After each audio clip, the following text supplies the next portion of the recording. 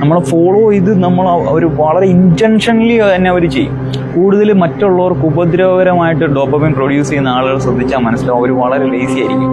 അവർ നമ്മളെ വിട്ടുപോയി കഴിഞ്ഞാൽ പിന്നെ അവർക്ക് ഡോപ്പമിൻ പ്രൊഡ്യൂസ് ചെയ്യാനായിട്ട് ഒരു ഓപ്ഷൻ ഇല്ല. അതുകൊണ്ട് അവർ നമ്മളിലേക്ക് ഇങ്ങനെ ചേർന്ന് നിൽക്കും, എന്നിട്ട് നമ്മളെ ദ്രോഹിക്കും.